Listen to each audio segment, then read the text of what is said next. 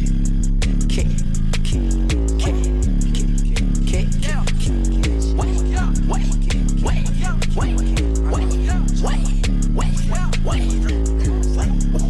I'm a bitch, then I'm the baddest bitch. Hey guys, Vespertine Fan 500 here, and I would like to welcome you guys to my third iteration of the Umi Control kairyu-shin lockdown deck. I have spent hours of every day tweaking this deck, trying to make it perfect and trying to make it something cool that I can show you guys, and I'm trying to get the perfect Umi Control build to fit my taste, and I think I got it. So I'll start with the monsters. Ocean Dragon Lord Kairyu-shin at 3 needs absolutely no explanation. This guy is a legend and he's the best card in the entire game of Yu-Gi-Oh! The second card, I run 2 Electric Jellyfish. Run it at 2, not at 3. It's support, it is not main line. 1 negate is not stopping any play in existence. Warrior of Atlantis at 2. Great card for searching out Umi. It basically just counts as Umi. It can search out Umi by discarding it. Only run it at 2 because I am running Shifter, and also because you only really need 2. 1 Mega Fortress Whale to finish off the water package. I love Mega Fortress Whale, and he's great at 1. No more, no less. I think he's necessary in every build. He's like the Draconids of this deck if you guys play Drytron. Alright, on to the hand traps. I'm running a pretty big hand trap package, I would say. No, I would say it's pretty medium-sized actually, but I'm running 2 Dimension Shifter, 2 Droll Knockbird, 2 Imperm. I run my hand traps in 2 in Umi Control, but as long as you see 1 hand trap, usually it's enough to kind of support Kairyu-shin or help make the board a little bit easier to conquer when you're going second.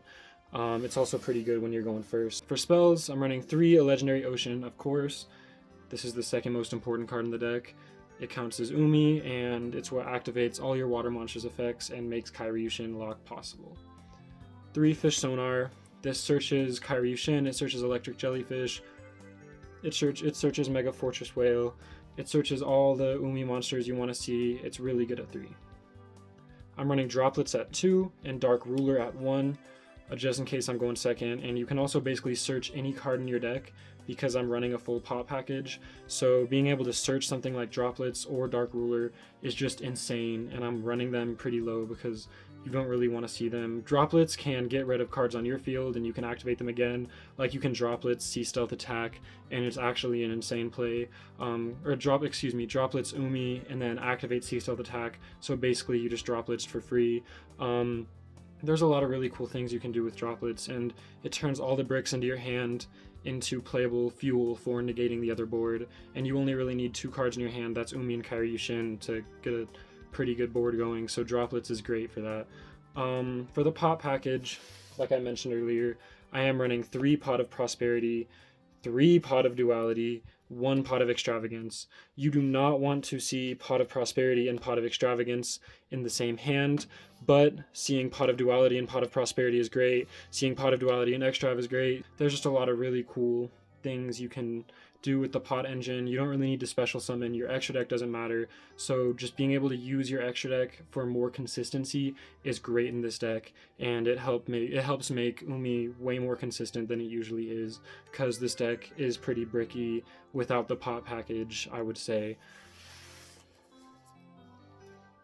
For my one-ofs of spell cards, I'm running 1 Terraforming, 1 Sea Stealth 2, 1 Triple Tack, and 1 Burial Goods. Terraforming, no explanation needed. Sea Stealth 2 also counts as Umi. You can search it, so you only need to run it at 1. It's not very good to see in your opening hand unless you want to do jellyfish plays. But Sea Stealth 2 overall is pretty cool. You only really need at 1 though. Triple Tack is amazing. If you see that, you can basically play through any hand traps. Hand traps don't really affect the deck, but Triple Tack just turns the hand traps into an advantage for you. Or just even going second with a scary boss monster on board, you can use Triple Tack to kind of take care of it if it tries to respond to anything. Foolish Burial Goods sends Ice Barrier, which I will get to in a second. For the trap package, I am running Sea Stealth Attack at 2. It's searchable. It is the best card in the deck though. It plays against SP Little Knight. Literally, you imperm anything. You can basically make it so your board is insured with a Floodgate next turn, and you can dodge effects, dodge removal by banishing it. It also protects all your face-up spell and traps, which is why I am running Summon Limit. Summon Limit's insane in this deck. Even when you're going second, Kairyu-shin is great removal. It makes it so they can't recover when they see that Summon Limit next turn. It's great because it can be protected with Sea Stealth Attack. It's just overall a great card you want to see. It's searchable with the pop package, so I would only really run it at 2, but it's great for most meta matchups right now. Like Snake Eyes and Fire King cannot play against Summon Limit. I'm running Ice Barrier at 1 and Dark Reef at 1. Shifter, you can't Ice Barrier under Shifter, unfortunately, which is why I'm only running these 2 at 1 in the side. I will show you later, but you can up these if you want to get rid of Shifter. But this searches Kairyu-shin right here. Great combo, but you don't want to see that and Shifter in the same hand. Sometimes it happens, but you can actually send Ice Barrier with droplets, which is a pretty cool tip. So you don't even need to use Foolish Burial Goods. If you draw this as a brick, as a garnet, you can droplets the Ice Barrier, negate a monster on the field, and search Kairyu-shin with droplet or with Ice Barrier. It's a really cool combo I found in this deck. Just a lot of cool things from a lot of playtesting. Next, I'll go on to the extra deck. If you've seen my earlier videos, you guys will know that my extra deck is usually useless. It's only really used for the pop package. I'm running just random cool cards that I like. Totally Awesome and Bahamut Shark, obviously, just in case you want to go into those plays, you never really do. And Stealth Kraken, which is pretty cool in this deck, but it doesn't really work with Kairyu-shin, so you'd never even end up summoning it. It's just pot fuel, like I said. For the side deck, I'm running 3 Judgment. This is great going first. It is your counter to things like Evenly, your counter to anything like a Harpy's Feather Duster, like anything that would immediately stop your board, Solemn Judgment deals with. I'm running another Summon Limit, another Droplet, another Droll, just in case you want to up any of those, another Shifter as well, another Dark Ruler, 2 Evenly Matched, Tikaboo, Set Rotation, and Oracle of Zephyra, just in case you want to have some fun, play around with Umi.